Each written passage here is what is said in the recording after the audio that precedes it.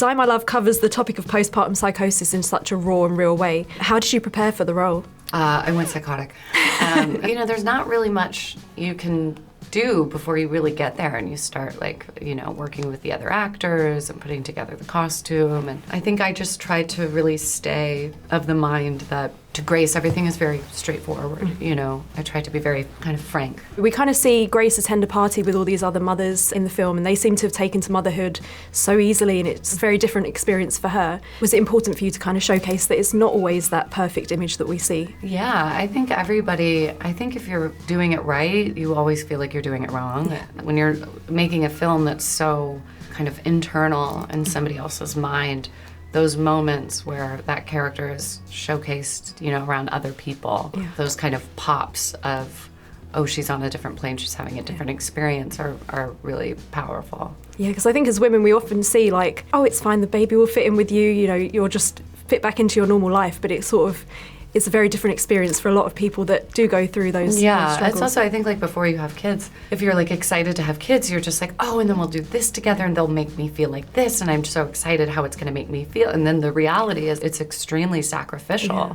I mean, that's the best part is you have never cared about yourself less. You're just, your whole heart is over there. But there's so much to, digest. Your existence is so different. So it was fascinating to unpack that with Lynn, who is remarkable, and also Rob, who had a newborn baby. Yeah. My son was on set, and we were both, kind of new parents. So there was so much to kind of build on. I mean, what was that like, kind of obviously both being new parents yourself, delving into this kind of topic? It was really helpful. I think that, you don't have to be having a bad experience to explore something, the negative side of something or the what if. I think us both having an understanding of the love and the fear that, one didn't know was possible until they had a baby. And of course, like the differences in your relationships. Rob and I were both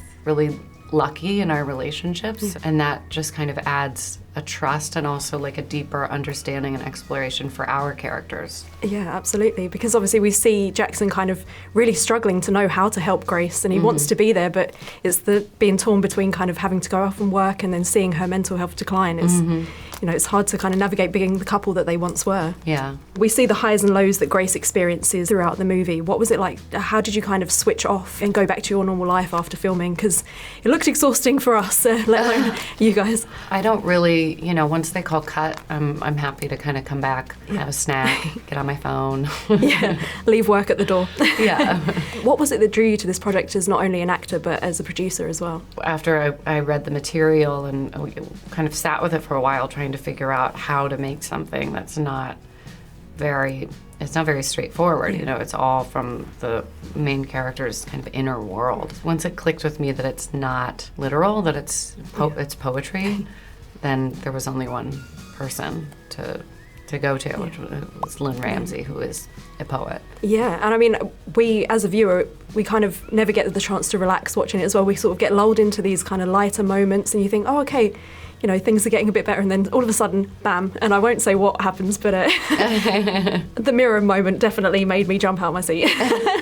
What was kind of the hardest day for you on set? Because obviously we see a lot of like physical and emotional turmoil happening there. So what was the most difficult one for you? Doing the bathroom scene was scary because we could only do one take. You can't undestroy a bathroom. And so it's this tiny bathroom. It was just me and Chris, the camera guy, and it was just like, okay, here we go.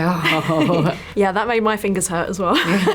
And lastly, what do you kind of hope that viewers take away from this movie? I don't know. What I love is that there's so many, I've been hearing so many different things, but I think if you're struggling with mental health or you're depressed or anxious or suffering from postpartum, you're not alone. Lovely. Well, thank you so much, Jennifer. It's been a pleasure talking to you. Thank you. Very nice to meet you.